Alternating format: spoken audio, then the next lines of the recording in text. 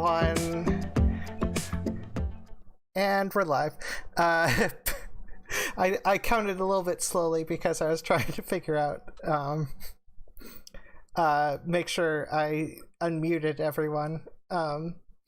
So, how is everyone? Today joining us is Sophia Botha for the Fluid Voice, and we are talking about unexpected transition experiences. Right next to me is co-host and wonderful person Christy Abbey. How are you doing? Well, I work at home already, and I really want to leave now. I'm pretty sure I've said that at least twice in that pre-show, so. I'm pretty sure everyone around me has said that. And how are you doing, Perfict? I broke my C cup also. I'm doing pretty fine. As I said, I found out that my lifestyle is called social distancing.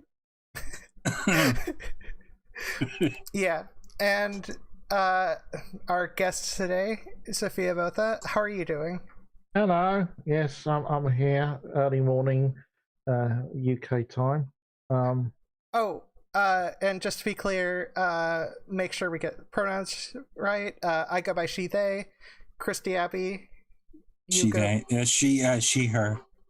Okay, and Perfict. He, him. And Sophia. Shithead?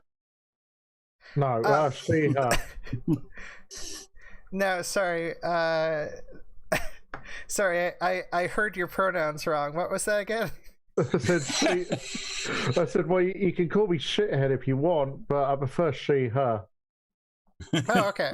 Yeah, I prefer that too, because shithead is a terrible pronoun. In fact, because if I'm just like,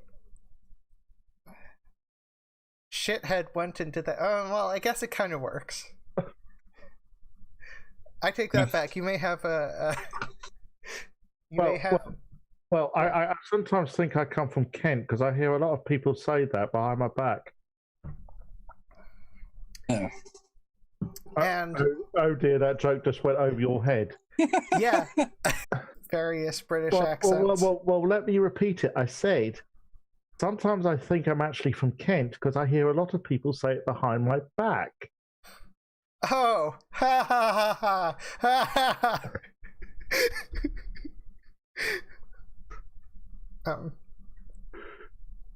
Yeah, I'll get it later, I'm sure. Oh, for fuck's sake, cunt. Oh. Okay, we might be a bit slow. Much like, well, I was gonna say much like some America, but then again, Britain has been trying to keep up. Yeah, Britain has been trying to keep up and be as bad as us. I'm not entirely sure what the deal is. Well, America's now #1 for coronavirus. Yeah? I'm not sure we want to catch up with that somehow. Well, you say that, but then there are tons of people in Britain who are just having parties and running around the streets like there isn't a problem, so I'm not sure. But then again, we have Florida. Yeah. And we got Florida. Yeah. Did you hear when all those kids stood up for spring break on the beach and they all went, but there aren't any doorknobs on the beach. Yeah. Actually, weirdly enough, the kid who said that is now making social distancing PSAs, so some people can be saved. Muddy, you haven't topped us yet, because Boris Johnson, our Prime Minister, is now in hospital with COVID. Yeah. Well, we're doing our best.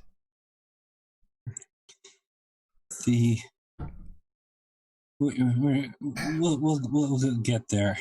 At least everyone says New York is it's the epicenter of it. No. Can I correct you? It's not New York. It is Trump's home state. Yeah, but it's also a big state, and I live 418 or 81. I'm dyslexic.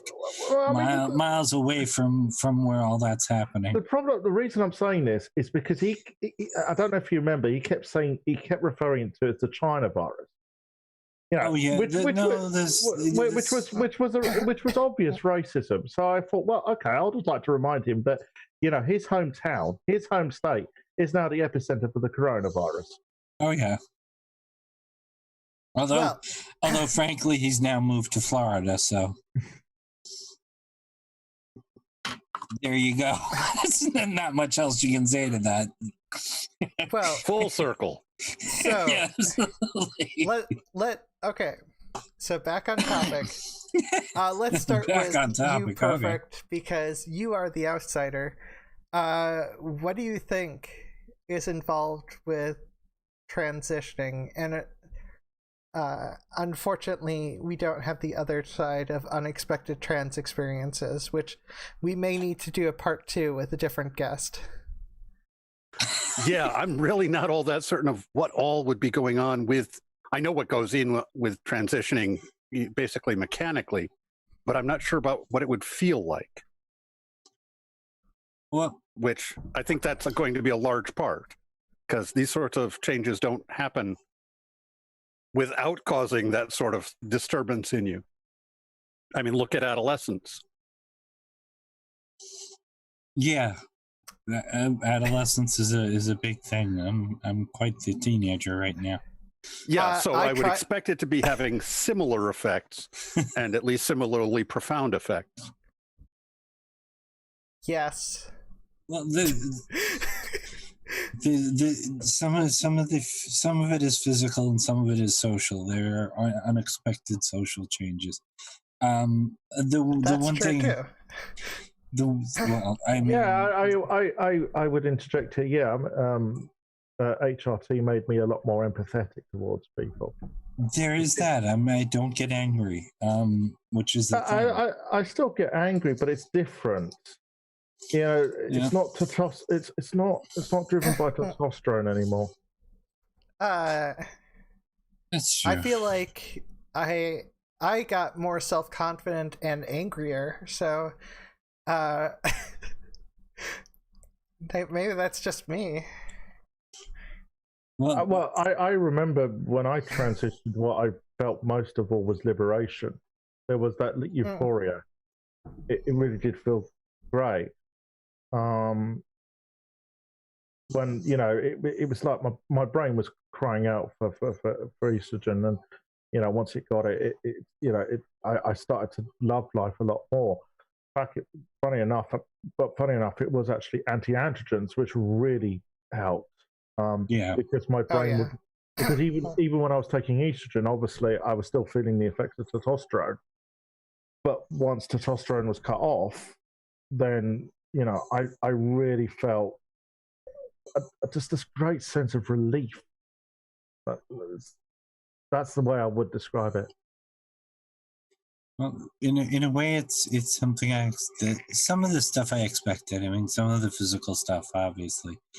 But I've said before, I wrote a song right after I transitioned socially, called "I'm Still Me," and so I mentioned it at a group thing, and somebody said, "You'll get over that soon enough." And one of the reasons why this is I wanted to broaden out what we originally planned was because I'm going through the mourning period now. I know a lot of people do it a lot earlier, and it's been a year and a half for me. But all of a sudden, I'm doing the mourning. Wait, what's the mourning? As in mourning Christopher, that he doesn't exist anymore. Oh, mourning. I don't know. I've never had that. I was glad to see the end of, you know, me living as male. You know, I really was. Oh, I just always see myself as myself, but because people change over time. So, I don't know. But to be fair, I also wasn't very strictly told how I should or shouldn't be.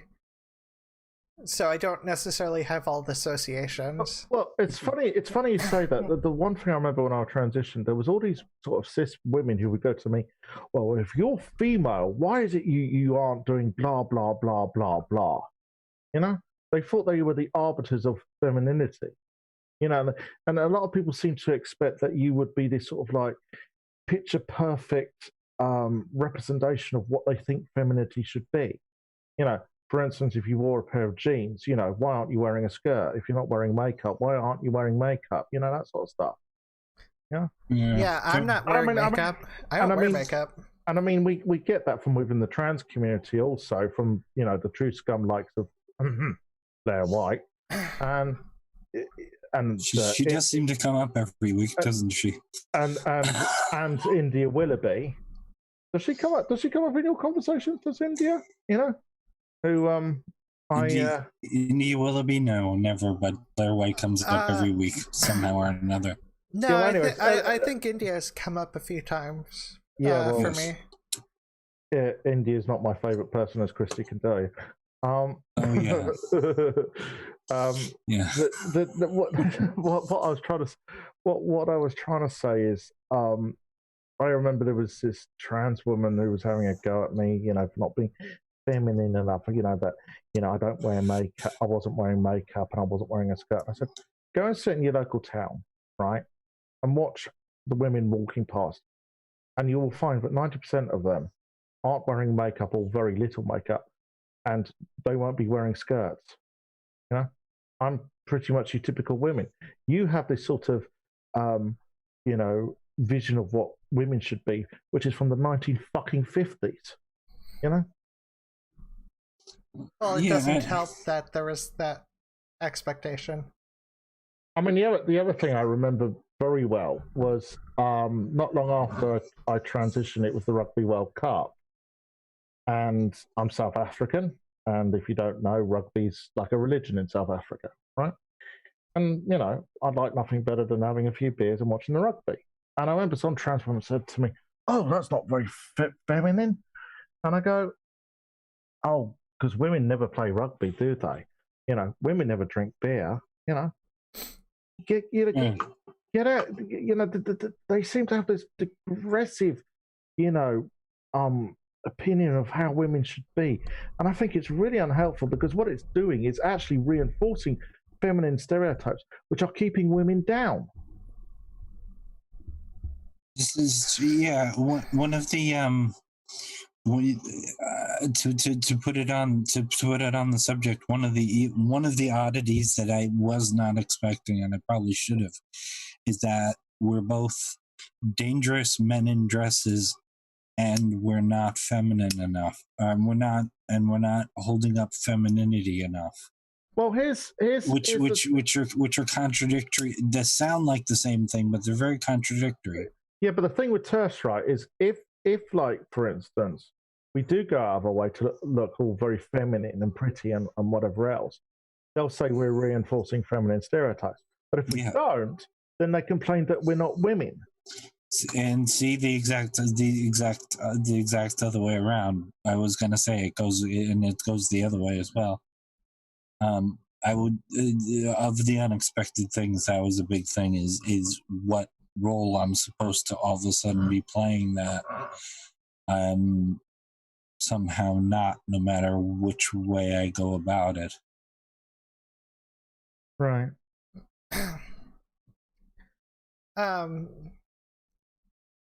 Yeah, I mean, in terms of social stuff, that definitely I mean, to be fair, I avoided people for a long time, and I avoided the fact that I was trans until, after I got fired from my job at 3M for questionable reasons. I'll be nice there.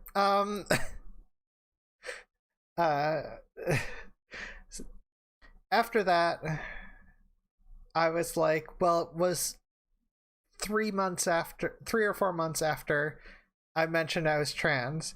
So I didn't know if it was because I mentioned I was trans. I'm pretty sure it's a different reason, which is still bad because it involves a workplace violation, but that's another story. But yeah, so I basically was really closeted and went all played the part of a dude in the next job and didn't mention it, even though our janitor was trans at the workplace. I still didn't mention it. And I had already been on hormones. So I've been on hormones for like a while, and I just so I essentially didn't try looking especially feminine a lot until after I was on hormones for a couple years. So like that. Do you think that's because it psychologically changed you, the hormones? What do you mean? Well, I think as soon as I started taking hormones, I realized I was a lot more gender dysphoric.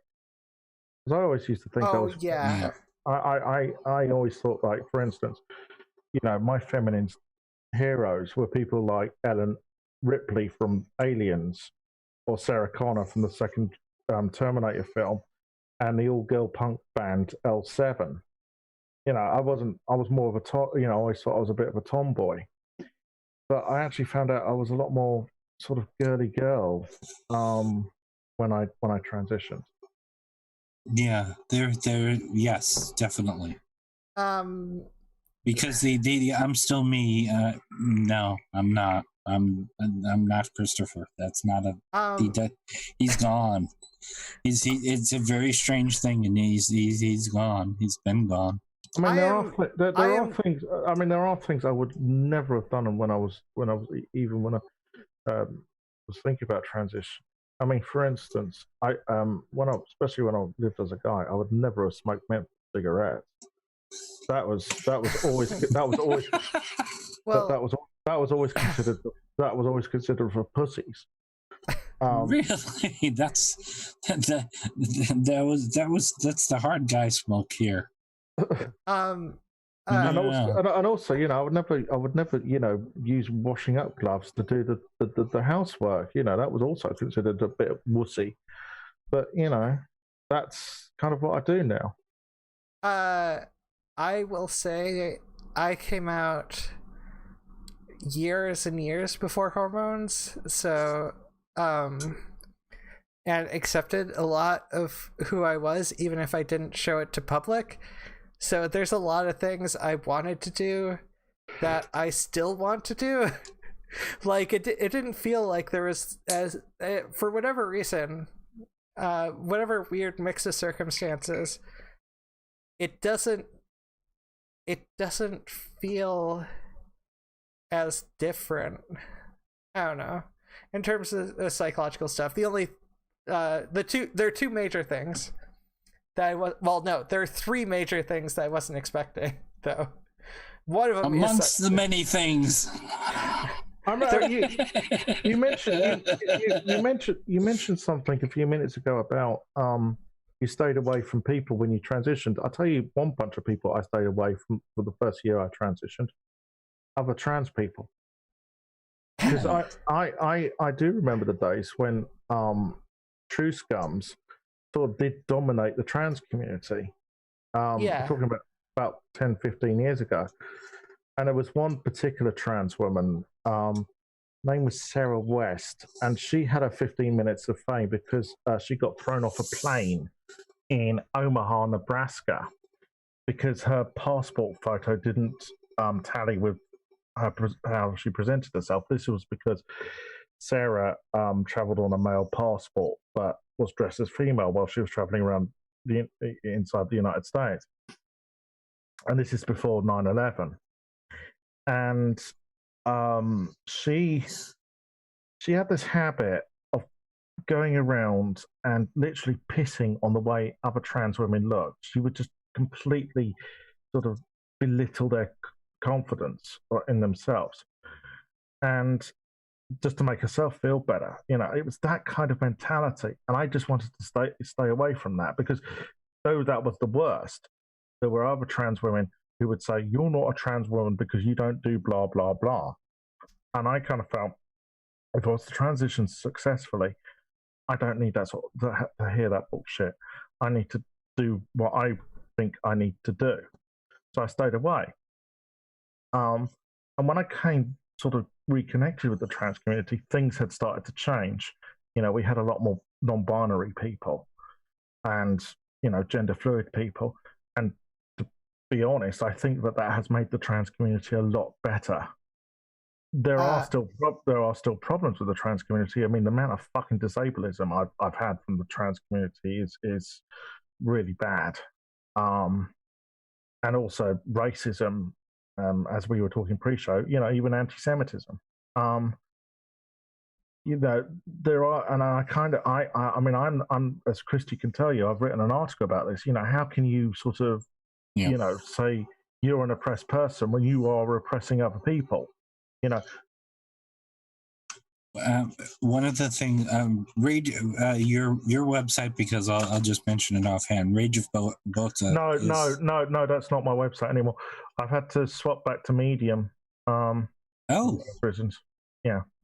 Well, then we have the wrong one up, because that's fine.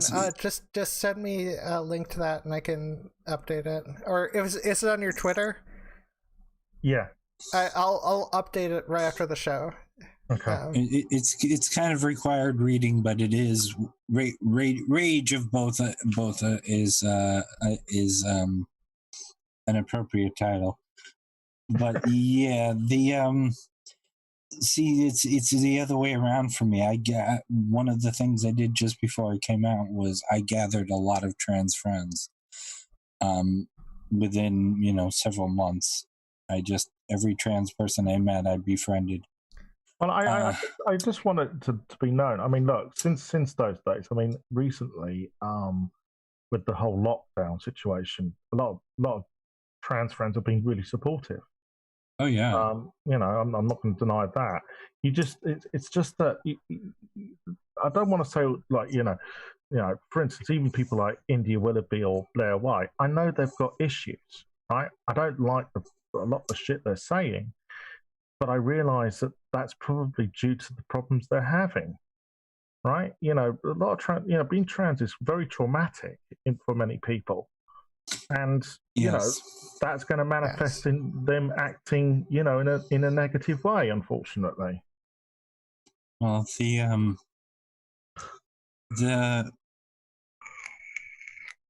I'll throw another one out if that's all right. Yeah, go ahead. It's a double, because what I wasn't expecting is to constantly encounter the brave speech. Yes. And I'm gonna, and since Perfict hasn't, does Perfict know? Perfect, do you know what the brave speech is? Yeah, I think I have a pretty good idea. It's freedom. No. I wish. I think you're so very brave to be willing to talk about the brave speech. I think that's really brave of you. Oh God, the brave speech, and people telling you about every trans relative they have, whether they're just everybody. Yeah, I know everybody's trans relatives now because they've decided to tell me. Oh yeah, I do remember a next door neighbour.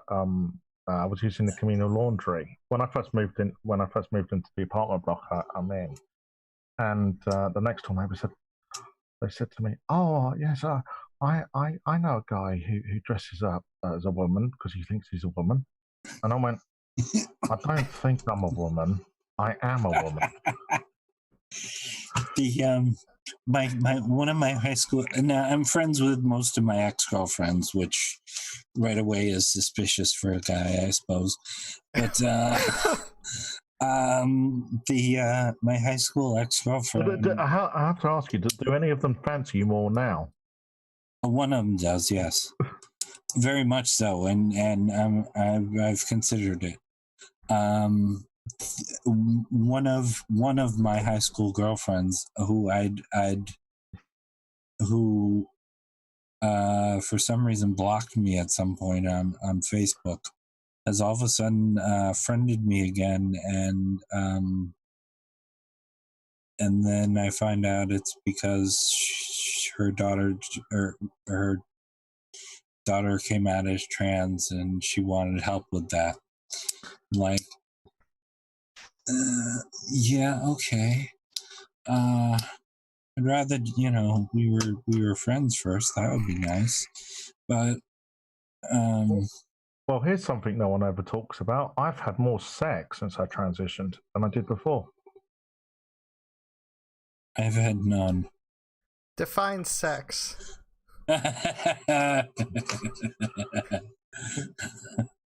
Well, I've got a girl dick, and I can climax, and several people have helped me climax. What do you think sex means? Well, I mean, the most sex I have ever had, the most sexual thing I've ever had, involves me finger banging someone else. So, like, because the idea of sex before HRT was too disturbing for me.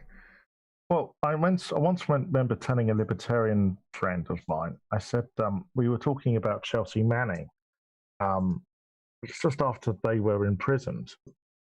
And I said, I suspected that maybe Chelsea went into the military to sort of prove their manhood, which is typical of a lot of trans women. Yeah.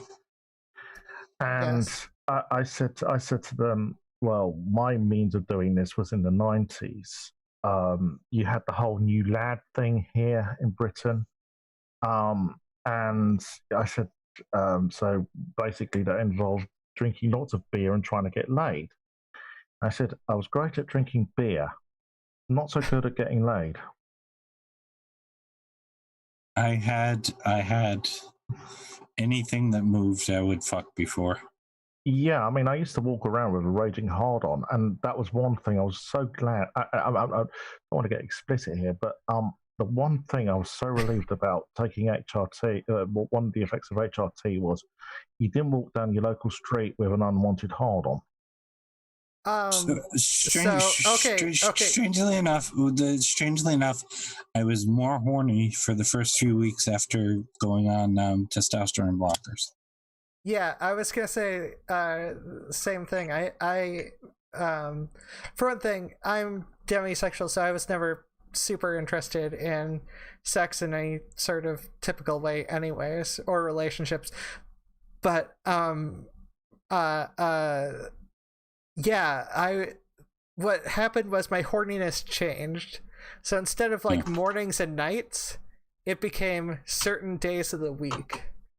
Yes. So then I get like really I can get really horny during work is what started happening after taking starting spironolactone and estradiol.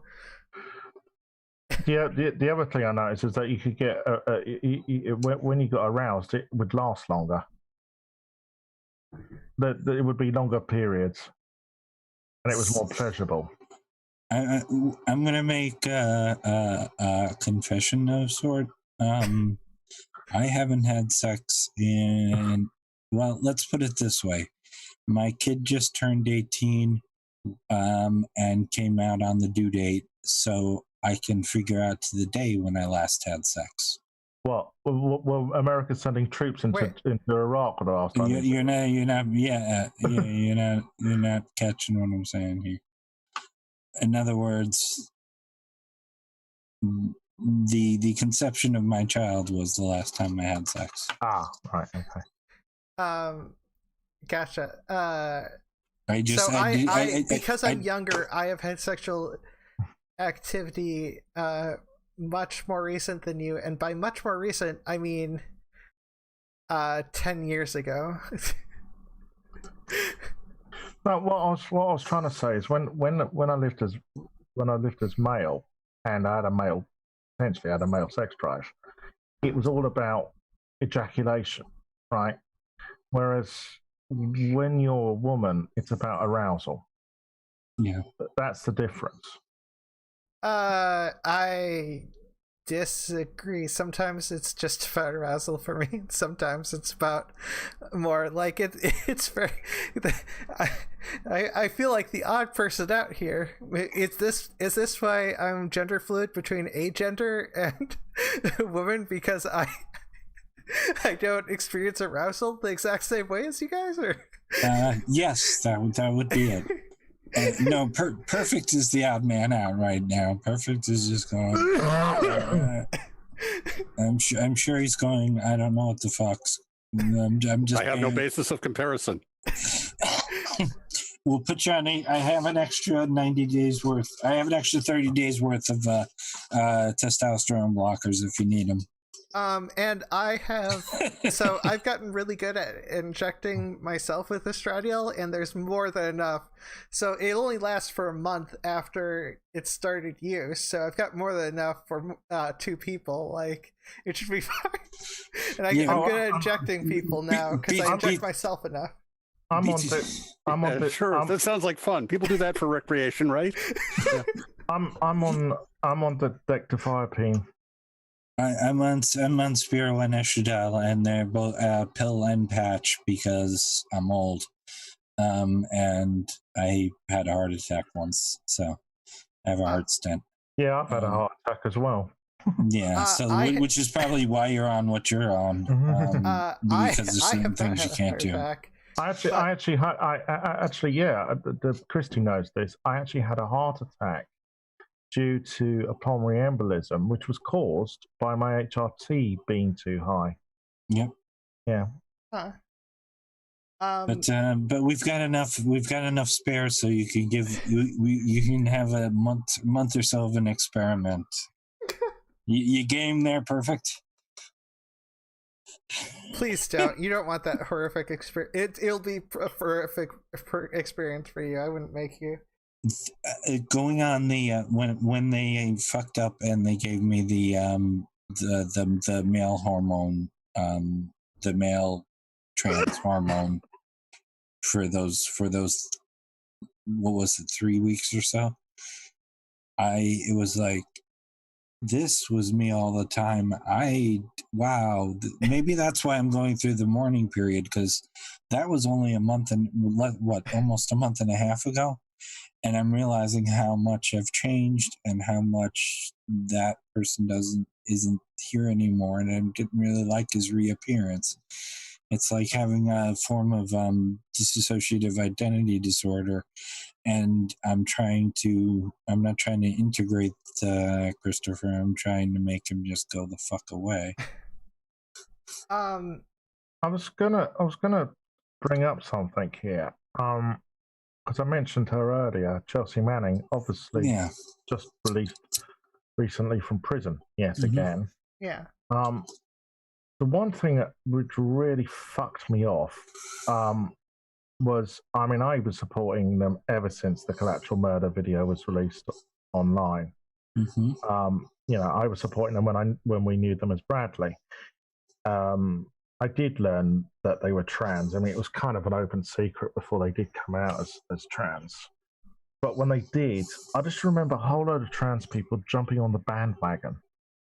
And it really did fuck me off, because it was like, well, where have you been for the last 3 years? This is a person who should be given a medal for exposing a war crime, not thrown in prison. And you're only supporting them because they've come out as trans. Well, you and I are roughly the same age. So one of the things a lot of the younger people don't know, because everybody slags off Caitlyn Jenner, well, one of the things a lot of people don't know is how much she did for trans rights during the 70s and the 80s. I mean, she stopped, but, you know, she really was huge. I mean, she was really big on that, and she actually lost a lot of her clout from it. Well, I do remember Family Guy was always making jokes about, as we knew them then, Bruce, possibly being trans. I don't know if you remember that. Yeah, it was, speaking of an open secret. Yeah. But I have a... Did you ever hear the story about I was talking about Studio 54. I was going to say Jane County, in her autobiography, right? Yeah. She had sex with Freddie Mercury, Rock Hudson, and Andy Warhol, and she's still alive. Which is pretty amazing. Because they all died of AIDS. Well, yeah. Yeah, but anyways... no. One thing I'd add. Okay. Of all the trans autobiographies there are, I would highly recommend Jane County's Man Enough to Be a Woman. Oh yeah, it's fucking yeah. It's great. Also, Laura Jane Grace's tranny, which is the only time I'll say that word. Can I just say something about Laura Jane Grace? Like, she thinks she's into punk rock. Not punk as I know it. Yeah, but Billy Bragg type punk. So we give Billy Bragg a pass. Okay, so. Sorry. We're off on our own thing. Well. Funny enough, you mentioned that. I'm hoping this COVID-19 bullshit ends soon because I've got tickets to see the Mod Father. I've got to. Thankfully, I couldn't get tickets for My Chemical Romance in Toronto, so I'm going to New Jersey in September. Otherwise, because the Toronto show is already canceled. Okay. Sorry.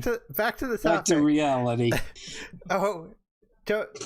Now you remind me of. I used to say that all the time. Back to reality. But anyways, so one of the things I didn't expect was once my estrogen dose was raised, there was. I wouldn't call it an increase in empathy. I would call it a increase in nurturing instinct. Yeah. Like in terms of pets and stuff. It's really funny you mention that because last year I was at an anti-Trump protest in London, and there was a few trans women there, and it turned out I was the veteran, right? And there was this trans woman who hadn't fully come out yet. She'd come to the rally as herself, but she was still working towards being full-time. And we all gathered round her and we were being all really maternal and supportive towards her. Yeah. It was lovely. It's that thing. I'm actually curious with you, Alex. How many people have come out to you? What do you mean? Just I turn around and I'm walking down the street, and all of a sudden, this is a literal thing that happened. I'm walking down the street, and somebody who sort of used to know me yells "Hey" from across the street, and runs across the street and says, "I didn't want to tell. I haven't told anybody yet, but I'm trans. Don't tell anybody," and then goes away. I honestly, I don't know if people just don't like to talk to me randomly or what. Maybe I give off bad vibes or something, but the only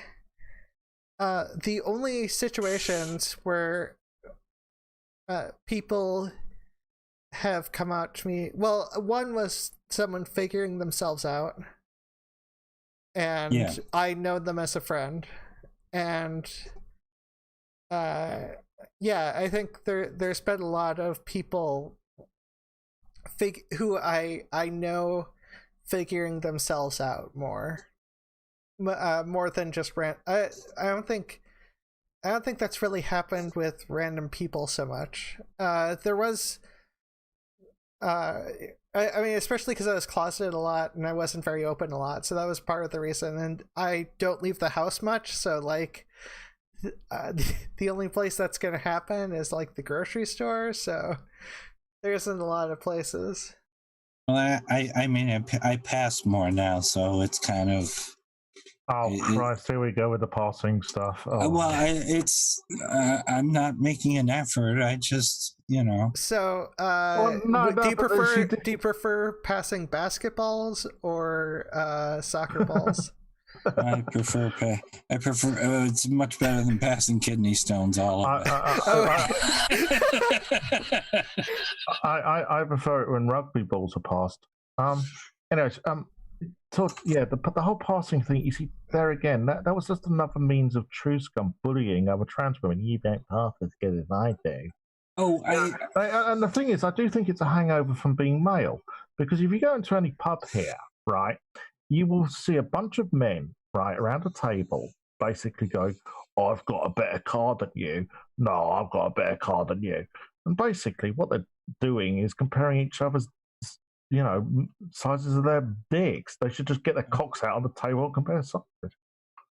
Well, and I do think that is a hangover. I honestly do. And I really wish it would go away. I disagree, but go on, Christy. You've been trying to talk. No, So. I do. I like passing. I kind of like. It's not the passing itself that I care about, because I really don't. I didn't shave all week. I shaved like 2 hours ago so I could do the show. It's not a thing, but when I'm alone, do I care one way or the other? I got a little, self-conscious about my hair. But wait. But in general, I like being able to walk into the room and have people not or take me for who I am, as opposed to there's another trans person. At least they're nice enough in my college area to call it trans person. There's another trans person. I don't get that anymore. And when I first transitioned, I went to a local donut shop, which is a national chain, and the two people who took care of me both aggressively sirred me, as in, here you are, sir. Yeah, sir. And I actually called corporate on that. That was one of those. I'm like, no. Yeah, that was too much. But one of them apologized to me, which is very nice. But it's I like to not have to have any of those conversations. I like not having I didn't expect, along with the brave speech, everybody wanting the person having the extremely personal questions, and I don't mind doing that because I'm out, I'm open about it, but I have at least a couple of stealth trans friends that it makes them uncomfortable. I was about to say, I had a similar experience to the whole aggressive sirring in a shop. I was in Lidl's, which is sort of a discount supermarket here. This was about 5 years ago, and I was at the checkout and paid for my goods, and the guy said, "Thank you, sir." And I went, "I would prefer if you called me madam." And he gave me my change, and he went, "Here's your change, madam," really sulkily. And I remember there was a couple who were in the queue, and I could hear them mutter, "Who do they think they're kidding? They're a woman." Yeah, that kind of thing. That's all I mean by passing. It's not. I'm not going like. I'm not going for I'm wearing no makeup right now. Although, like I said, I was a little self-conscious about my hair beforehand. That's why I put it up in a ponytail. It's funny you saying about the whole self-conscious thing. I've noticed since lockdown began that I'm making a lot more of an effort to because I could live with having a bit of a hairy chin for a couple of days, but I'm really now far more conscious about it, and I don't know why that is, but I just am. Oh, go on. Well, I said I don't know, because there have been days when I just think, well, no one's going to see me, so fucking what? But at the moment, I don't know. I've sort of recently, I don't know, re-established a lot of pride in myself. I had a lot of bad trannies around me, shall we say? Oh, sorry, I shouldn't have used that word. And I sort of have, shall we say, parted ways with them, and I am feeling a lot better about myself. I do think that this is an issue I come back to again.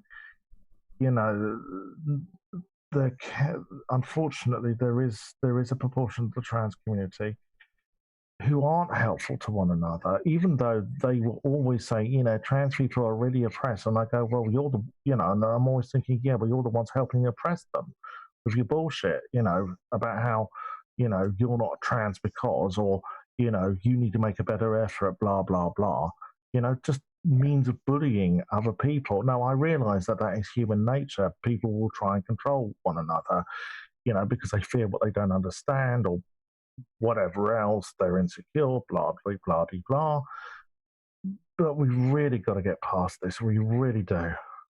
Yeah. What I was just going to... all I was going to say is that I did not shave today because I have dark enough hair and pale enough skin. Laser has worked really well on me. So after 3 sessions, it was just... it won't stay this way. It won't stay this nice to me, but right now is the nice period where I'm just like, well, I can shave like every other day now, so I'm not... I'm not too worried about that.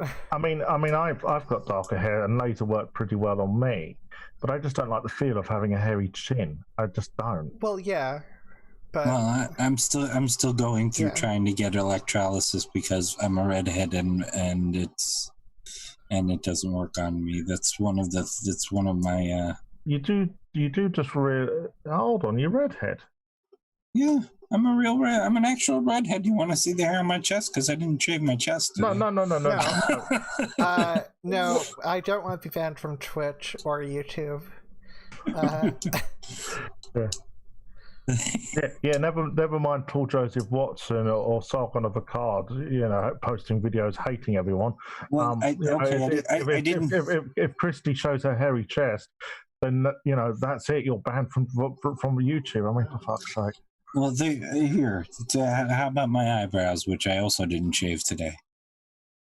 I haven't shaved since lockdown. So. You look blonde from where I'm seeing. I could be cut. No, I'm a redhead. All right. Okay. Well, it could be just that. So it could be the lighting. It could be like my hair looks. I've taken pictures of myself where my hair looks pale. Can I just looks say like white hair. It looks like all my hair went gray or whatever, just because of the lighting. Can I just say, my darling, you look amazing. Oh, thank you. I do look amazing. I'm not going to disagree with that. Like, I am well aware that I look pretty good now. And now you got me all flustered. That's not fair. Well, the one thing I promised that I was going to mention, and I'm going to mention, and then I'm going to shut up for a little while, because the breast growth part of it, nobody told me, and you think somebody would have told me that the breast growth comes with a lot of pain. Yeah. You say that, but my boobs are incredibly small, so it wasn't that big of a deal for me. Yeah, pain. I had trouble typing earlier because it was like, Well, you shouldn't be trying to type with your tits. well, I touch type, and I want to, and okay, I'm not going to finish the joke that went through my head. You touch type with your breasts? Yes.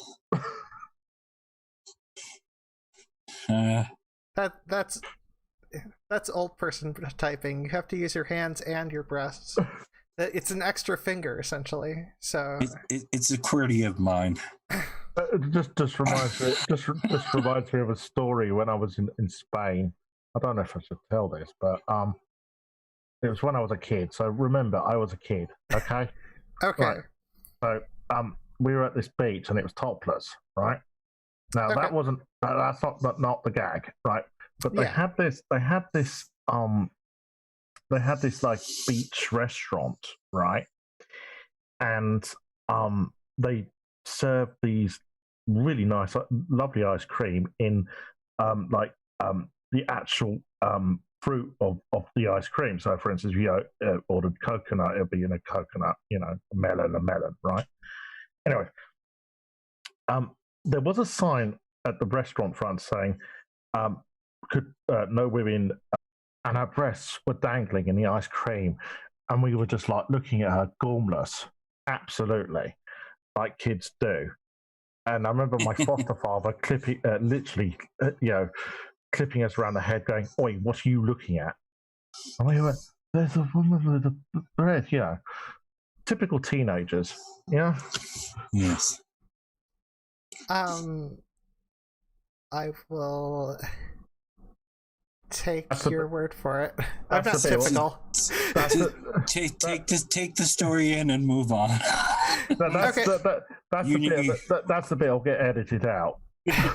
I'm not going to edit this. I'm lazy. I'm sorry. This is all going in. I just remember it. Us teenagers are like, I mean, for fuck's sake, the memory glands. It's not like seventh wonder of the world, is it?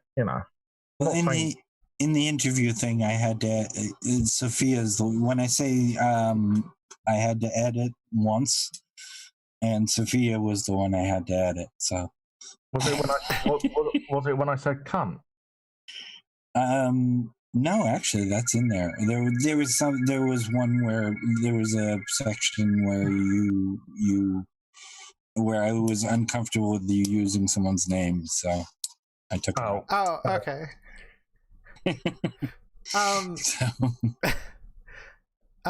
So yeah, in terms of other unexpected experiences, I'm going right back to the you're turning into me. You're turning into me now because I'm the one who's trying to get it back to the topic. I'm just relaxing today. Well, I mean, given everything that's going on, like, it's fine to relax. I'm trying to think of one of the unexpected things. Now my brain just, oh yeah. So do either of you take progesterone? No. So, okay. Progesterone killed some of my anxiety and increased my self-confidence a bunch. I was not expecting that. I don't know why I'm playing with this eraser. I don't even know why it's on my desk. But yeah, no, I wasn't expecting that because, I mean, I didn't know what to expect with progesterone, to be fair. I just figured I'd try it in the desperate hopes that my boobs would be above in a cup. I mean, technically they are, but kind of, sort of. But given the width of me, they look like A cups. But anyways, that's besides the point, which is that there were actually a lot of psychological benefits, and it did help me sleep to some degree. Yeah, I became a morning person. I was always a late night person, and I just all of a sudden switched to morning. No, that's just old age. It's seriously, as soon as you get past the age of 40, you you start doing mornings? Well, I'm not past the age of 40 yet. Yeah, right. I was always a morning person, so I guess I was always internally old. Actually, I'm more of a night person now, but that's because my roommates are night people. So, well, I'm a night person because I'm a writer, and basically the thing about writing is that we always avoid trying to write. Funny enough, there was a whole PJ O'Rourke. I remember. PJ really? O'Rourke, yeah. PJ O'Rourke wrote an article about this once. You see, about all the things. Really? Because I guess I'm a writer. All the things. Look, just because I have like most of, I have a like second or third draft of a book that I really need to finish up and add a bunch more, but I keep getting distracted and not writing it and completing it.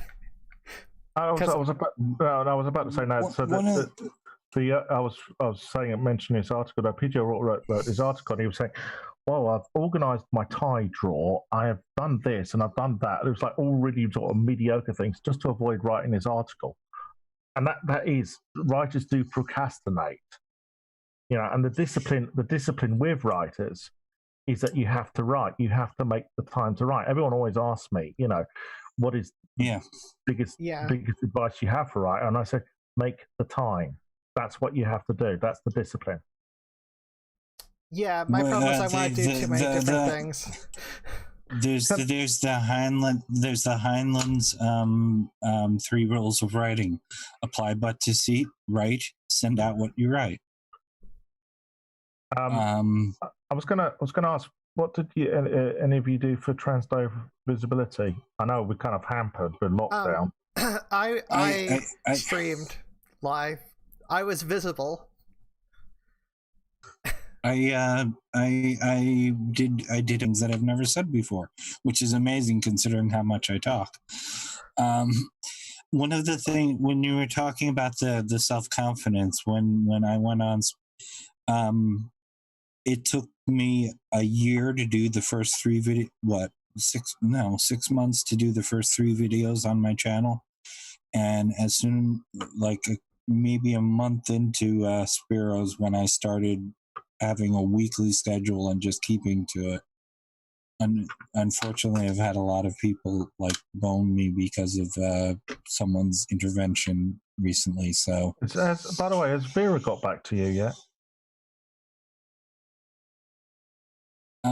No. All right. So, do you? Okay. Yeah, it ask me that afterwards. Okay. All right. Okay. So, another thing I wasn't expecting was. Can I just say something? Sure. Go ahead. People. Funny enough, my girlfriend, my fiance. Sorry. It's my fiance. I still find it hard to say that. She's a YouTuber. Kim Justice. She's trans, but she does videos on gaming. It's always been suggested that I should do YouTube, and one of the reasons is lack of confidence. I am scared about the tsunami of hate I'm going to get. I will say, okay, so I will say that it's did you ever watch Casino Royale, the movie? Yeah. Yes. The first time is always the worst, and after that, you can I get more used to it, and I already managed to get through a lot of hate because of criticizing actual Jake as a person. And I can't even go into all the reasons for that, because that involves outing people who don't want to be outed, and that was part of the things that made that whole situation difficult. So, that let's just say I got a lot of hate, I wasn't used to having 80 to 100 plus messages notification, sorry, on Twitter. One And of people the, telling me one of- that I wasn't triggered and all that stuff, but that's another story. Well, the One of the- one- sorry. The other reason I don't it's been suggested. Oh well, you don't have to be on camera. You can do like voiceover stuff with pictures, and I go, yeah. And how many comments do you think you're going to get? I'm going to get saying you don't sound like a woman. That is, that's my dysphoria. That's a trigger for me. That is a trigger for me. Yeah. Well, the interview thing happened completely by accident, but the thing on the unexpected that people feel that people in comments, the very first comment I got after doing the very first thing as a girl, it's on my other channel, not my main channel, was, "Are you the Joker?" Because of my looks. And there were lots of things about my looks in it. It's like, yes, my makeup was terrible, and I looked very sweaty because I was, and I was nervous as hell. And thank you all for commenting on my looks instead of the song I just did. But the person, because I have red hair and I had a greenish lipstick on, which I shouldn't do. My comment was, yes, I am. How's that red-green colorblind thing going for you? Because I was the opposite, obviously. But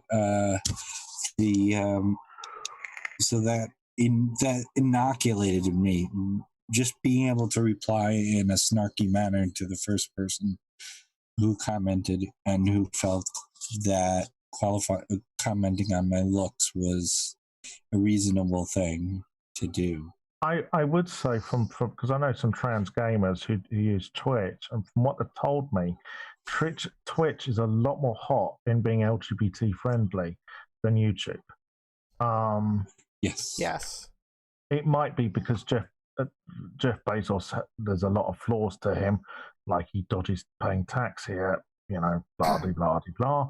Yeah. But I do know he has donated millions upon millions to pro-LGBT campaigns. He's always been firmly supportive of the LGBT community. It's just there's an LGBTQ tag, and if you put that tag for your video, people search out for that tag just to harass people. Yeah, but what you can do is you can, when you set up the chat on Twitch, you can, if someone like types faggot or tranny or she-male or whatever, those sort of terms, that will not appear in the chat, and they will be booted from. I have seen this actually happen to people. They will be booted from the chat.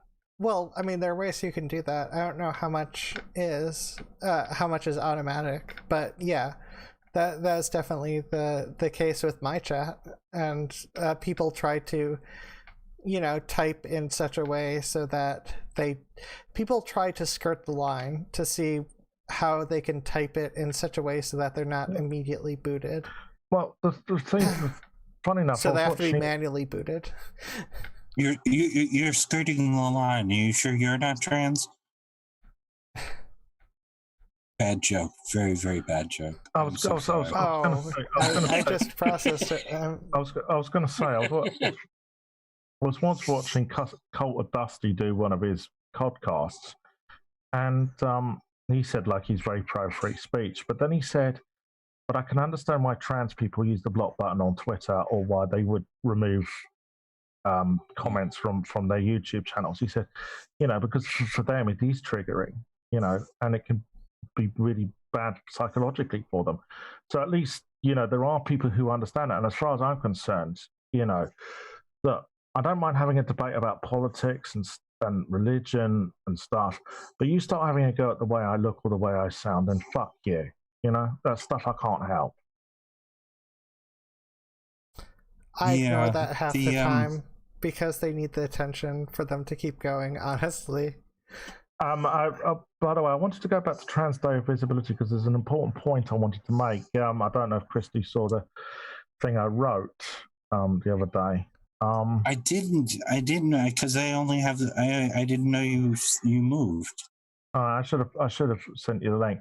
Basically, so it was Trans Day of Visibility last Tuesday, and yeah, I don't know about you, but in this country, people in the past have made more of an effort, it seems, for Trans Day of Remembrance than for Trans Day of Visibility.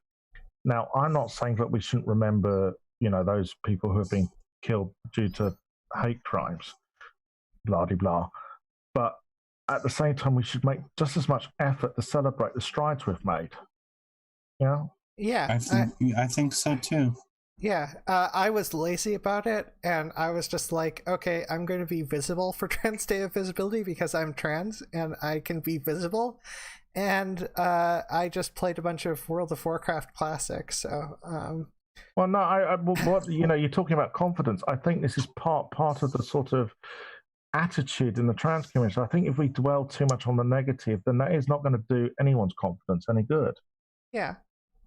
I'm not going to get all Blair White and say, we stop thinking of yourself as victimized and whatever else, because we are victimized. But at the same time, I think that, for instance, I always point this out to Terse. The Terse will be typing out, shit on their iPhone, saying, whatever they say about us.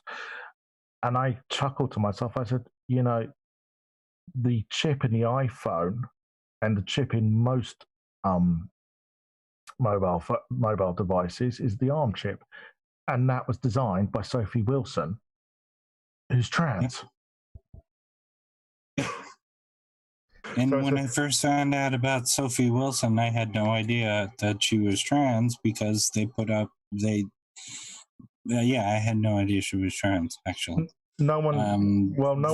She never talks about it. Well, the context, it made it seem like it was a guy. I'm getting a message here, which is bad. Yes. Oh, it's not bad. It's asking if I want the last piece of chicken, which I absolutely do. Okay, but we're still live, so you can't go down there now. I mean, you could technically, but you would be out of the show.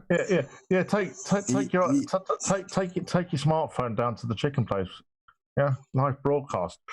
Christy getting chicken.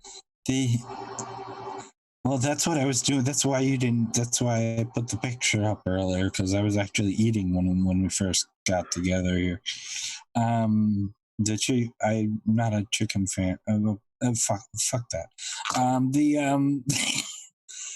The one of the things on the Trans Day Visibility.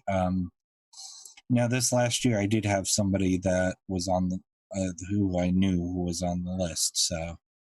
For remembrance. It was a big deal to me, more than it was the first year. But the visibility thing, I'm the one thing I didn't think I would struggle with, because I'm very open with a lot of things. I'm way too open. In a lot of ways, she said. I didn't think that. Sorry, that was. Well, I hope she says it's very early next year. Thank you, COVID, for pushing my operation back 6 months. Oh yeah. Oh, sorry to hear that, hon. No, I'd rather people live. Yeah, I would also rather people live, but yeah, my laser down there that is required for surgery to even be scheduled has been delayed, so I'm just like, God damn it. Same. Not laser electrolysis, but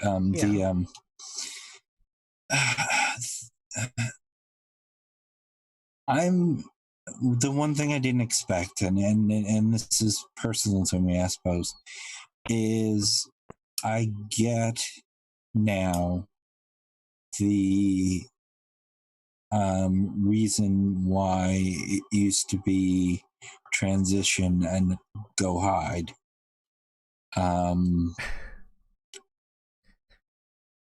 Because there's a lot involved in being a public, in being trans in public, that I don't always want to deal with, and like I said, I pass more now, and I find it comforting at times. I was gonna question I wanted to ask both of you about because this is very particular to the United States. What do either of you think about pink pistols? Who or what?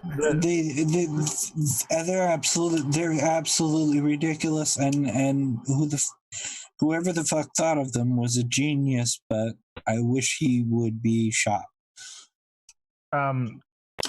It's the pro-gun LGBTQ group. Oh, I somehow missed that.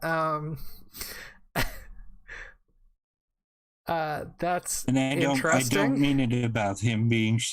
I don't mean it about her being shot. It's for protection for trans people who. We're not all in danger. Most of the people who are going to get killed don't look like me. Don't look like you. Yeah, well, I think most of the trans people in danger in America are trans people of color. Yeah. Unfortunately. I mean, I am Hispanic. I think trans women really of color the most. And we know how white people feel about black people owning guns, don't we? They don't like it. Unfortunately, yes. Unfortunately, the Black Panther Party was not able to successfully stay in some. Well, I mean, they're obviously with anything there are ups and downs, but I always recommend people do read Huey Newton's stuff. Interesting. Well, yes. No, I don't like the pink. I don't like the idea of the pink pistols. I don't like the idea of more violence. And regardless of how well you're trained, you're more likely to get killed than to protect yourself. Well, yeah, I mean, that's always the one you hear from the NRA and the gun nuts like Alex Jones in America about, the way to stop all these high school shootings is to have teachers armed. And I go, yeah, you really want kids to be caught in the crossfire, don't you? The other thing is most people don't go through the psychological training required to do that. Yeah. So, like, I took some traditional Japanese spearmanship with weird teachers, and so it got because I practiced blocking against an actual spear in armor. I lost my fear of sharp objects after that, because something about defending yourself against a spear really kills the fear of that. But I mean, there's a lot of aspects of meditation and stuff that are essentially the same process for, not thinking and acting so that you don't hesitate. But that reminds me, actually, something was changed from when I was male, living as male to transitioning. I remember years ago, there was a friend of mine who worked in a kitchen which helped feed, less fortunate people, vulnerable people, right? And they had to remove the knives because one of the people helping out this kitchen had a phobia of sharp objects, right? So they had to put these knives in a drawer, right? And I remember laughing at it. I thought, phobia of sharp objects, blah, blah, blah. Man up and all that bullshit. That's what I think my response was. But now, I want to empathize with that person. I want to, be more considerate. You see, and that's how hormones have changed me. And for the better, I think. I feel like I was. I mean, I don't know. I feel like I was that way to some degree always. Probably, or maybe I step back more. I don't know. Well, one of the problems I always had was that I didn't know at the time. I didn't learn this until I was 34 that I was autistic. Oh, same. You beat me out by about. Well, I learned at age. Well, let's see here, 2016, so 4 years ago. So 31. Wow. We're both Jewish. We're both trans. We're both Abbey. We should do lunch sometime.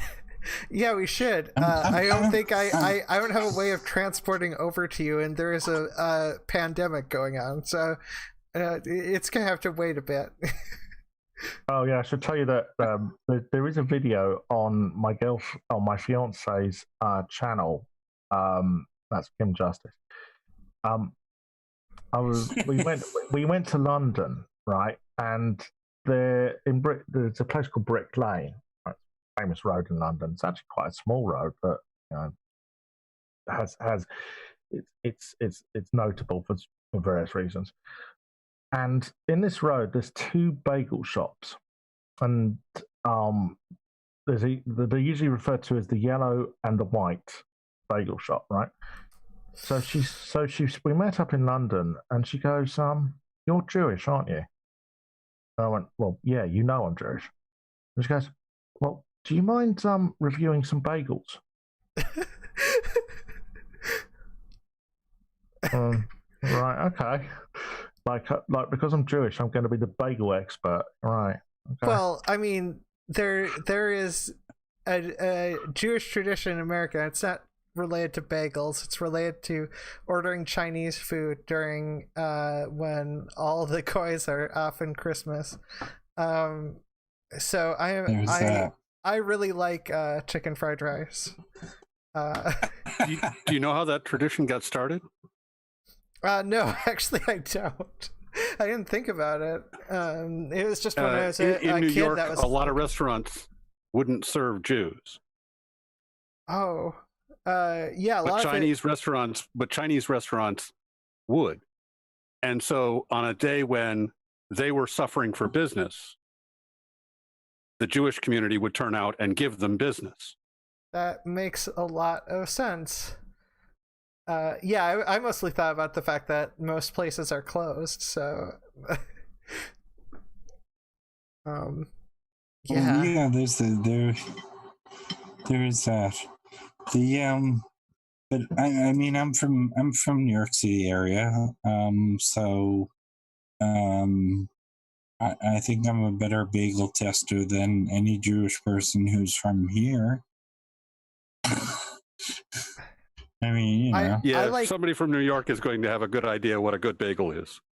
I just like Burgers bagels. Well, I like onion bagels. I'm weird. What weird about onion bagels are that's what manna was. I hate to be I hate to be boring, but salt beef bagels never fail.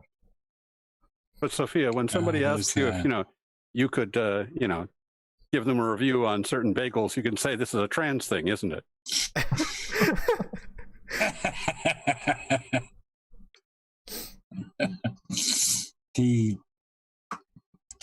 Where do we go? The empathy thing. Yeah, the empathy thing is big.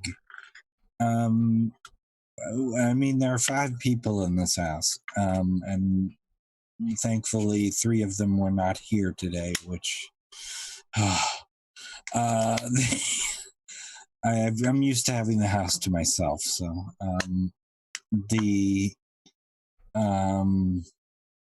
but even just yesterday, I went down and I asked my one housemate, "How you doing? Are you doing okay? I know you're stuck here.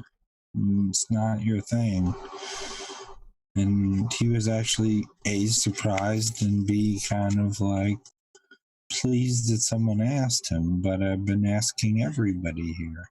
I was going to say. I mean, that's kind of the thing. I want them to go away, but still, I want them to be well. I was going to say that something that surprised me when I transitioned, and I know you're probably going to tell me this isn't much of a surprise, but it was to me. Was the amount of animosity I had from friends who are libertarians. Yep. Well, it surprised me because libertarians are always banging on about individual liberty. And I was thinking, hold on, well, isn't trans the greatest expression of individual liberty because we're having the courage to be ourselves? But they seem to rather prefer defending people who are transphobic and discriminatory towards us, which I had me scratching my head because it was like, well, hold on, that's a restriction of individual liberty. Yeah. My thoughts on libertarianism are quite well documented last week. Well, if you want to know how idiotic libertarians are, go to freekeen.com and you will find there is a bunch of libertarians, and I've been keeping an eye on these wankers. There's a very British word for you. Who, despite the lockdown in New Hampshire, they're flouting the rules because they think this is the creeping police state. Thus, they don't get it. They think, well, they don't get it because they think that COVID is a form of the flu, and more people die of the actual flu every year, and that this has all been overhyped. Yeah. So them being out isn't going to do any harm. Well, yes, it fucking well is. Yeah. And the reason I know that is because fucking medical experts have been saying so. Not the politicians, the medical experts. So how many people does everyone here know who's died of COVID? I don't know anyone who's died, but I do know people who have had it. The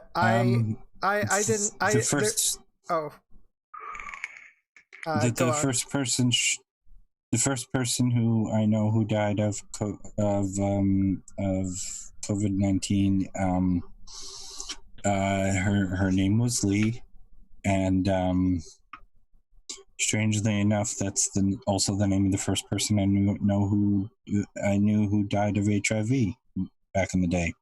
So it was a bit traumatic. I'm probably now gonna fucking get it because as I was telling you before we went live, I went to the local supermarket yesterday, and there was a queue around the car park to get in. Sorry, car lot, as you would say, to get into the actual supermarket, and everyone was social distancing just fine there. But then when we got into the actual supermarket, nobody was bothering to social distance, apart from the staff. And it's like a lot of these people are young and they probably don't think this thing is going to affect them. Well, yes, it is. There was a 13-year-old who died here a couple of days ago from it. And, stop going around thinking that this is just going to be a boomer remover, because it's not, okay? Wise up. Yeah, I'm sick and tired of people seeming to think that this is not going to affect them. It could very well affect them. When we come out of all this, we are all going to know people who have died. This is how bad it's going to be. Yeah. That's part of why I asked, because we're all likely to know someone. You mentioned someone else, Christy. Yeah, there's a second person, but I don't want to. I'm not at liberty to talk about him. I mean, okay, fair. I might look ridiculous in a pair of marigolds and a face mask, but I don't care, right? Yeah. I will do whatever I can to stay safe, right? Because the one thing is, I've had a heart attack, so I know what it's like to gasp for breath, like your life depends on it. And this is what this is what this illness does to people. Yeah. So I don't know a person personally, but Jake, a friend of one of my girlfriends, went into a coma recently and then died shortly afterwards. Oh, I'm sorry. Yeah, it's well, I mean, everyone is likely to know someone almost at this point. I was going to say what's really heartbreaking is a lot of people are dying without their family because their family can't be there because there isn't enough protective clothing, right? And they're dying on their own, and that is the most heartbreaking thing about it, I think. Yeah, it really is. I'm feeling lucky that I didn't get pneumonia this year because it's like every other year I get pneumonia. I got a very bad flu, but which kept me indoors, which probably kept me safe. But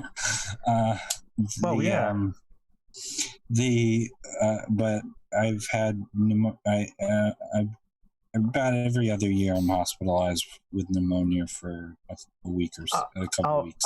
I'll admit, when I started hearing about COVID-19, I started hearing about it on the news, and I went, "Oh Christ, here we go again." I've heard all this bullshit about SARS and bird flu, and that came to nothing outside China, right? And so I was like, "Oh, the media, the news media, they love to overhype, these things, and so that we keep tuned into their latest updates on whatever." And so I was dismissive. I was like Fox News in some ways.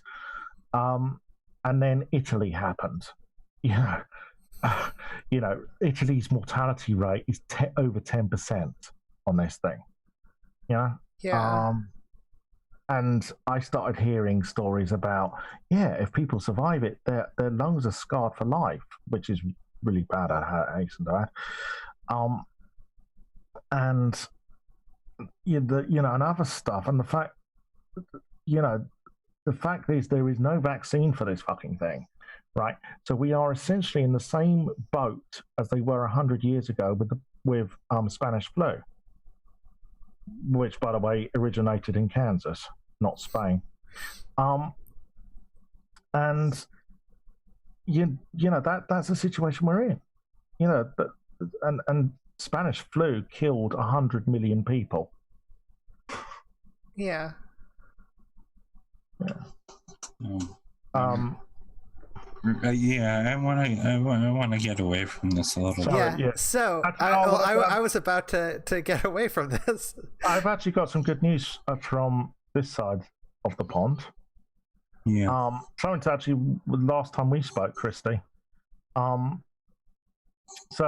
For those who don't know, Jeremy Corbyn, who was the leader of the Labour Party, which is equivalent to the Democrats in the States, has stepped down. And the guy who has been elected to replace him is a guy called Keir Starmer.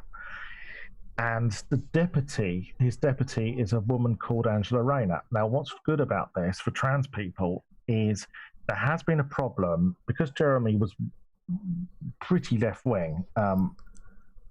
He would what Americans would call a communist, practically. He encouraged a lot of radical sort of lefties to join the Labour Party, and what came with that was a lot of transphobia because, well, the radical left has an association with radical feminism, of course. Mm-hmm. Now, with this election, Angela Rayner, I know from friends, is very, very pro-trans. And I've seen stuff she said in the media. So now the Labour Party can jettison all the transphobes from their ranks and get on and campaign for trans people. And they will do that. Yeah,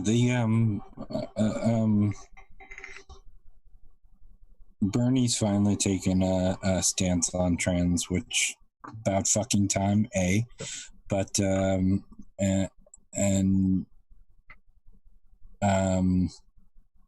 mean, Warren and Biden have been talking about it from like day one. Well, Warren has. I don't know about Biden. Yeah, nobody knows about Biden because everybody says Biden's a fucking right winger, and nobody actually pays attention what the hell he says or what he stands for. But well, sorry, I was a Warren person, but I'm really pissy about the way. No, he's not pro-trans because he's on the Defense of Marriage Act. Well, he's on. There's a lot of things. There's a lot of reasons for the Defense of Marriage Act. People voting for it because otherwise it would have been worse. But sorry, I don't mean to be pissy about this, but it's something I'm very pissy about. And Bernie Sanders has been the most ineffective senator one of the most ineffective senators in my lifetime. Well, I really don't understand why people think he would do any good as president. Well, the problem with a lot of left wingers, and this is something that Jeremy Corbyn. Corbyn's a great idealist, right? He's certainly a great activist when it comes to various causes, but he doesn't know how to manage a party. He doesn't know how to lead a party. Yep. That's the problem. And the thing I get with Bernie is, yeah, on particular issues, he's very, very good. Yes. But you ask him to have a platform, and he's not so good. My problem with Biden is, would he know he's Joe Biden by the end of the year? Oh, stop that! That's not fair either. That's cruel and rumory, and it's not.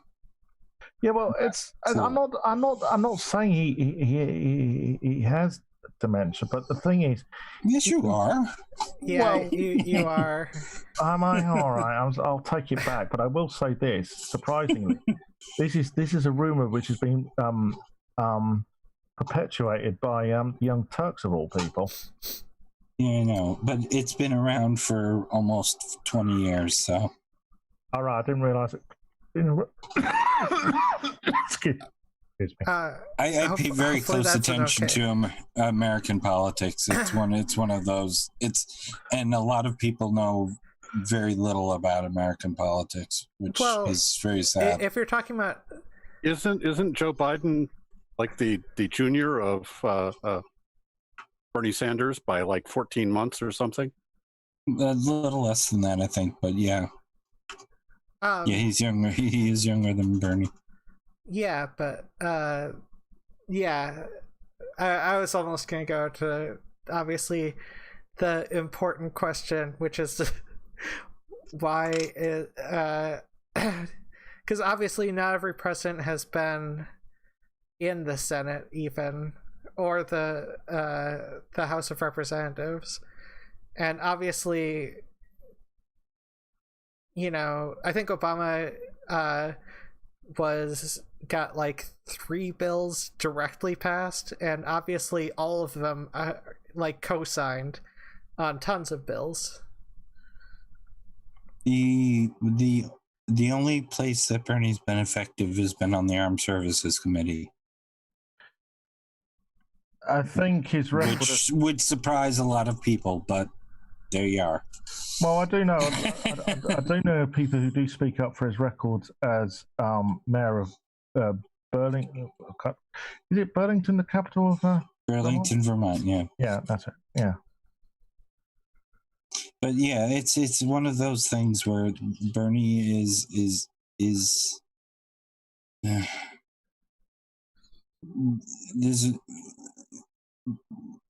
there's a reason he lost. I mean, he has lost at this point. So yeah, I mean, as I said, I mean, Jeremy Corbyn who is the British equivalent to Bernie, he is right on the issues. I don't deny that. And yeah. But the thing is, it's how effective can you be in correcting what needs to be corrected?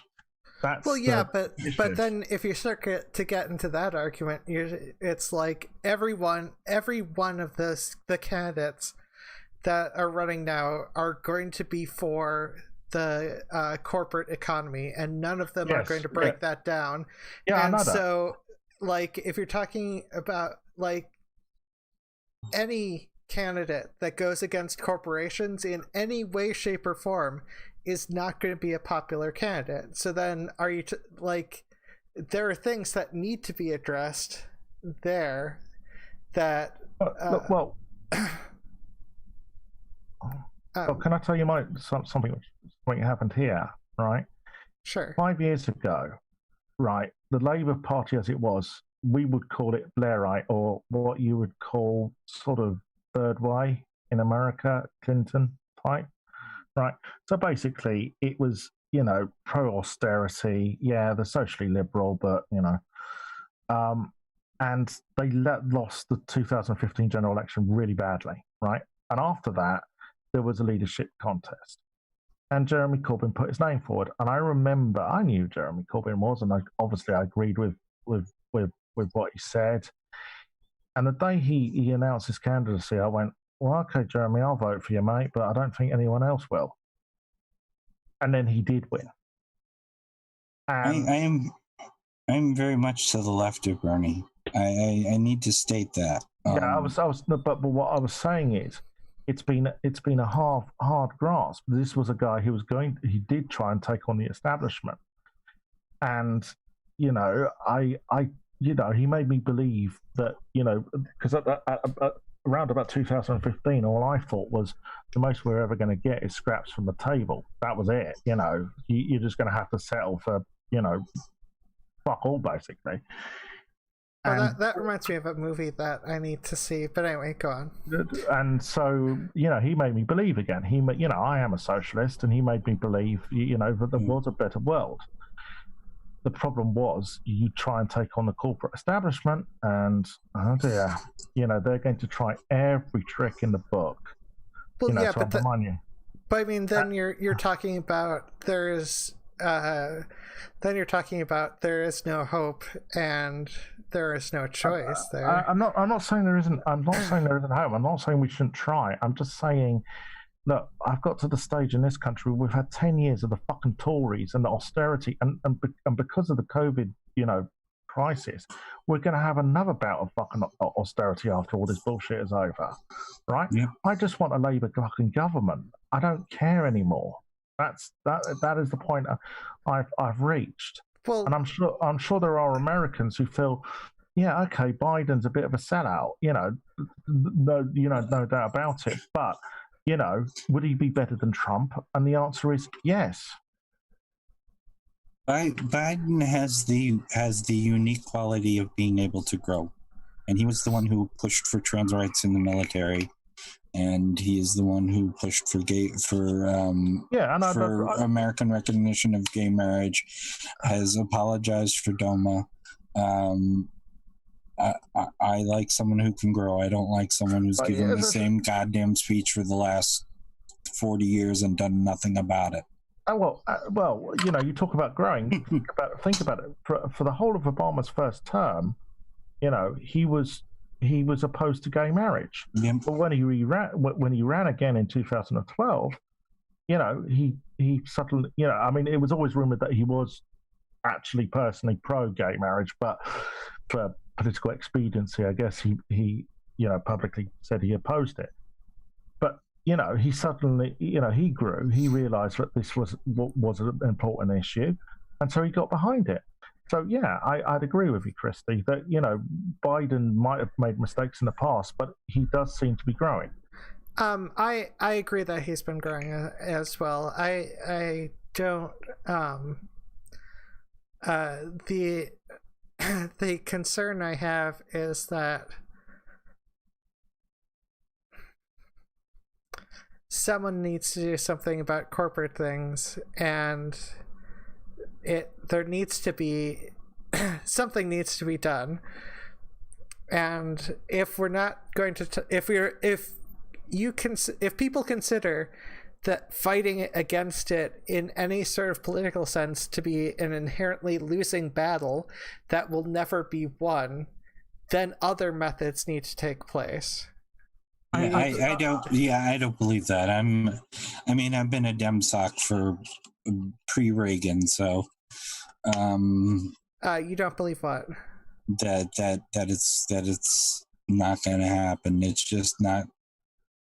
It can't happen the way it can't happen one way without bloodshed. Is kind of the way that that certain people want it to be. Is bloodshed. They want to see the river run with these. I don't think there needs to be any bloodshed. Well, sorry, I didn't mean that. I just mean if it can't be done through direct political measures, then it has to be done. The thing is, I don't even know how that could be done. I think you're talking about direct action. Yeah, but I mean, not like there's a difference between actively starting violence and everyone staying home from work. Well, I think an important component that everyone forgets is trade unions. And they are. Sorry, where are those? They don't seem to be anywhere here in America, so we can't find them. I'll tell you something that's happened over here. They're making a resurgence in Michigan, I want to say. Well, I was gonna say a positive story for, over here is there's a chain of pubs in this country called Wetherspoons, whose CEO is a complete and utter wanker called Tim Martin. And when the COVID lockdown happened, he literally did sack all 40,000 employees. Well, he didn't get away with this because the Bakers Union, who had employees working for Wetherspoons, kicked up a fuss, and now he's had to pay them until the end of the month. So, union power can work. Well, yeah, but union power has to be fought for. Yes. Continually. Yes. And it hasn't been fought for very much for a long period of time, and things getting worse and worse in terms of certain aspects of economic things. I mean, there's way too many people starving in America. Yes.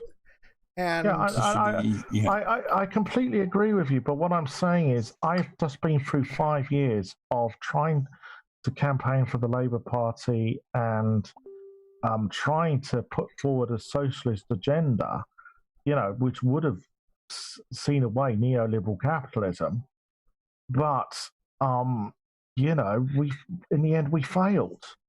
And which might mean that there needs to be tons and tons of unions that are made. I know Amazon fights heavily against unions. I know pretty much every corporation, so many of the corporations in America fight against unions existing, and and there are also laws that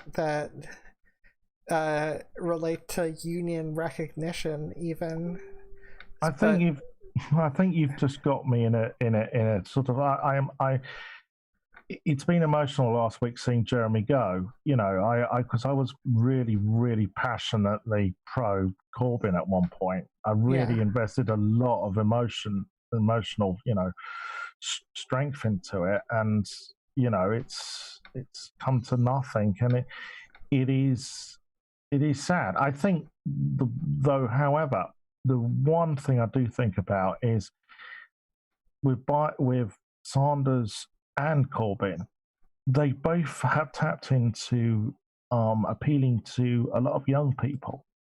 And I think in 10, 20 years, that will have an effect. The thing I wonder is, okay, people are going to get mad at me anyway, so Bernie was an absolute shit last time. He lost when he lost, and it was clear he lost. He wouldn't get out. He sat there with his arms crossed, glaring, and wouldn't do the traditional. His state puts the candidate over. He campaigned under duress. He was an absolute shit, and people are saying, "Well, she was a terrible candidate." That's what, and Sanders was supporting her. No, he wasn't. And even one of the reasons Warren even stopped supporting him is because he's kind of a shit. And one of the problems with Corbyn is he does the same.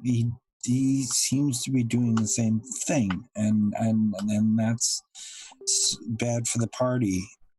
It's bad for everybody. I don't know if my perception from over the pond is correct or not, but that's what it looks like from me. Well, I mean, look, I disagree with you, but that I mean, not like, yeah, I mean, certain. Well, I mean, look, the one similarity, ironically, between Corbyn and Sanders, and I mean, this is hilarious against Sanders, but it's the accusation of anti-Semitism. That's absolutely weird. Well, it's not as weird. I mean, with Sanders, it is weird because Sanders is Jewish, and also his voting record on Israel has always been pro-Israeli. Whereas Corbyn, it's not as weird because he's always been a champion for the Palestinian people. Oh, I see. I thought Corbyn was Jewish. So no, he's not an anti-Semite. He's just somebody who feels that the Israeli government's treatment of the Palestinians is atrocious, which it is. It is. Yeah, but this is something which was used against him because Corbyn has unfortunately in the past attended meetings with rallies where there have been representatives of Hamas and Hezbollah, and so the accusation is, well, he's an anti-Semite if he shares platforms with those people.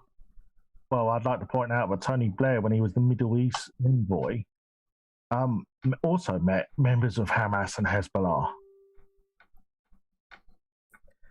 So,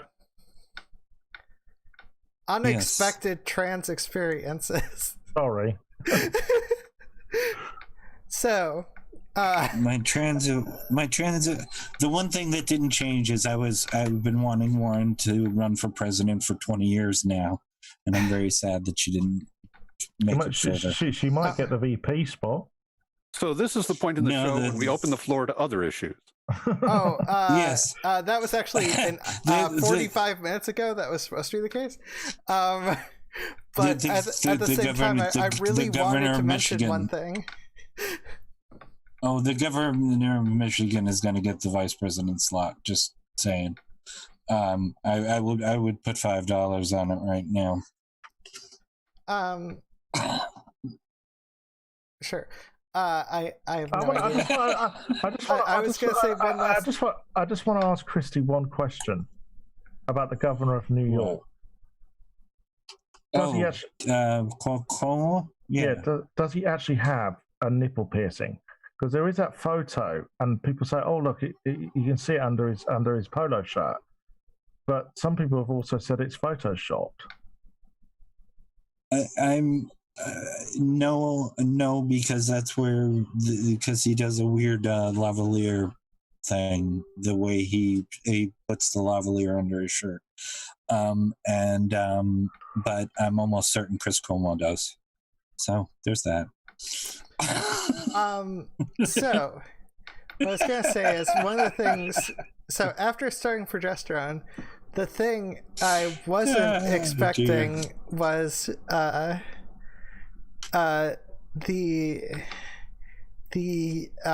rare period-like symptoms, because I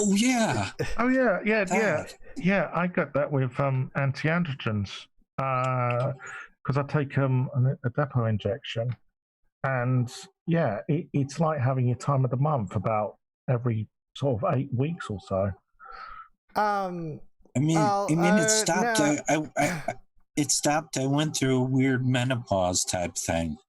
Also unexpected. Well, I just have a period calendar, and during that calendar, one of the rare symptoms for period cramps is bloody poo. So once a month during the time of the month, I get bloody poo and weak abdominal cramps, and and there's some emotional stuff, but like it legit fits period timelines, can be predicted by a period timeline calendar. Do you know the weirdest outing of a trans woman I ever heard was? What? Well, it's connected with what you're saying. I'm not going to mention the person's name. In fact, well, I'll change it. Basically, someone I know went to their local doctor's surgery, and doctor came out and went, "Oh, Miss Smith, here for your prostate check." Do I need to explain that one? No, I just, my brain did not. No, that is a weird outing.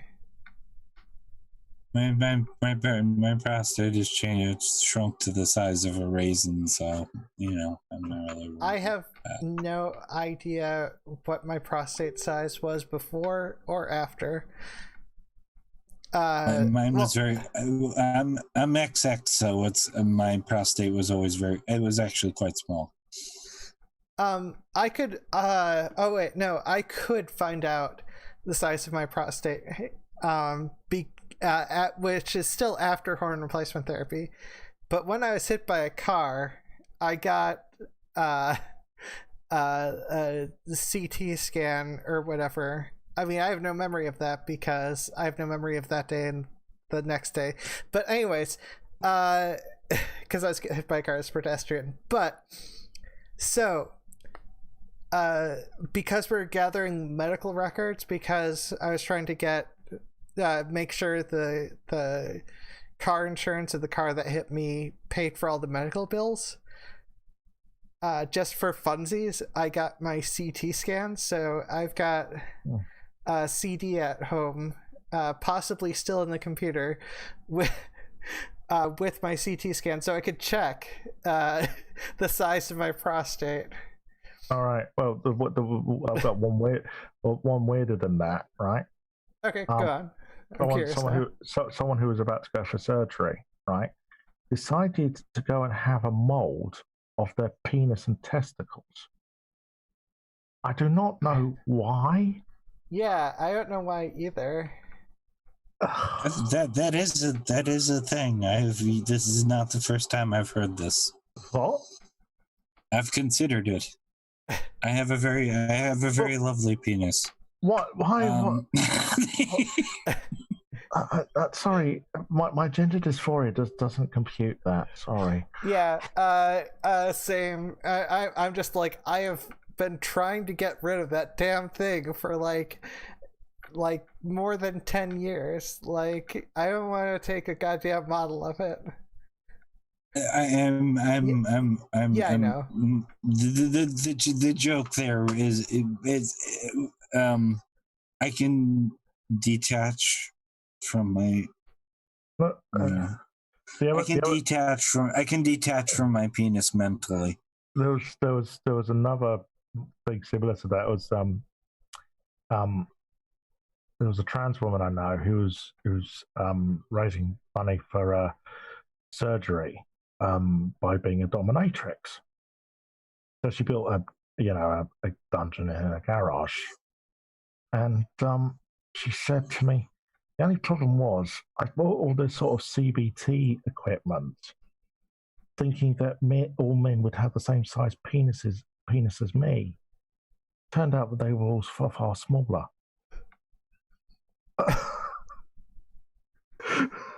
A trans woman bragging about the size of their penis. Well, I mean, not everyone wants to get rid of theirs. People have different reactions to it. Well, I would get rid of I want mine gone 40 years ago. I want rid of mine. I want rid of mine, but I want rid of mine. But I'm a fat fuck, so I can't have surgery. Oh, I'm sorry. That's actually the same. I have to lose 40 pounds. I think I'm which I would have done by probably. September. Whatever. I've been running on the treadmill some, so I will make sure I will maintain being fine. But to be fair, I made a large effort to lose weight and get in shape after my mom lost weight and got in shape after being diagnosed with type 2 diabetes. And I did not want type 2 diabetes, so... Do you know you can actually cure yourself with type 2 diabetes by just losing weight? Yeah. Depends on the circumstance. It's not a guarantee. What? It depends on how early it is, and it depends on... There are a lot of factors with type 2 diabetes. Because there are skinny people who can get type 2 diabetes. Like, it's not just a thing. But yeah. Sleep apps. Most sleep apneas seem to be caused by being overweight. I realized once I got under 280 pounds, because I was 300 after the stroke. I went up from 180 to 350, which is as far as my scale goes, so probably higher. And once I got under 280 pounds, it went away. Wow. I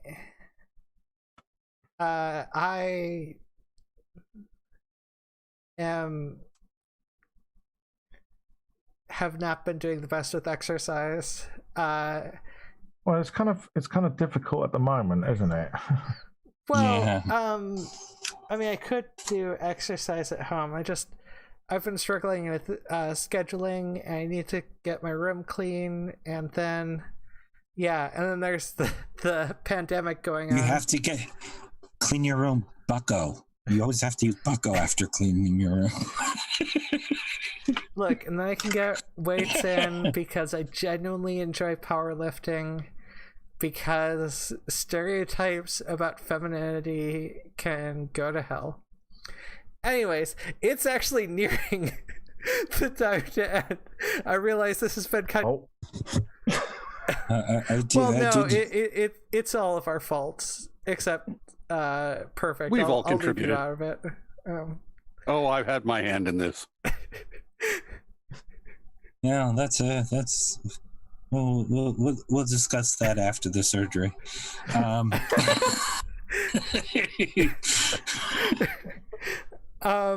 So, Christy, Abbey, where can people find you? Well, it turns out that the reason that the trans charity book went away is because the person who was editor and publisher got sick. It is back on. They put a shorter version out now, and I was going to be in the hardcover anyway, so the story is back on. Yay! But people can find me on Twitter at Normality Quake, which sounds like a quake of normality. It's not pretentious. It's just the first thing I thought up, because Abbey Normal was taken. And I am at Christy. Christy Abbey is my channel on YouTube. There will be content again now that I hate to say this, but I just need to go for a call of nature. I'll be right back.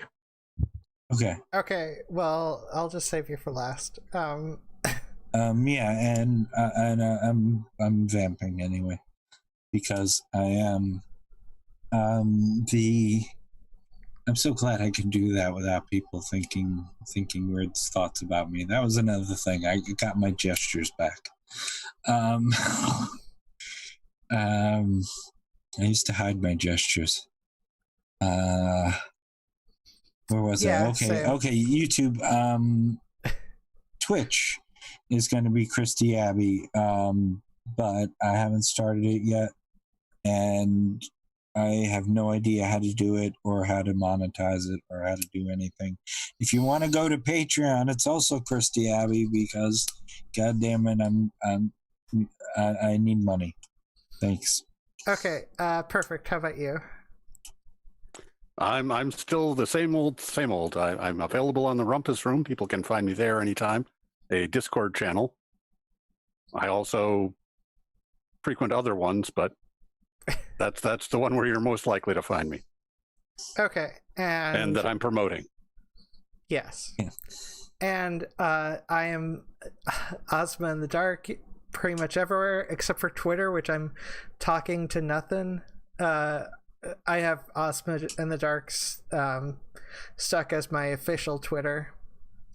And I obviously help with this channel. I should be coming out I'm with back. some constructive criticism soon is the plan for Wednesday. I know it's a strange thing on YouTube to try to do constructive criticism, but I'm trying it out, and hopefully it'll work out well, and I won't garner the hate of two YouTubers who are more major than me, and one of whom I like, and it would really upset me to get blocked by. But yeah, Sophia, where can people find you? They can find me on Twitter at Sophia Botha 74 and on Medium at Sophia Botha 74. Okay, and are you working on anything at the moment? No, just the normal political bullshit, which is what I write about. There's a few other articles on there about on my Medium blog about trans stuff as well. Okay, well, I hope everyone had a good time, and we can just sort of say goodbye. Bye. What? Bye. We have Jesse Gender scheduled for next week. Oh yeah, Jesse Gender is coming next week. Yes. We're gonna talk about Star Trek. It's gonna be great. Yeah, Thank you. let's do that.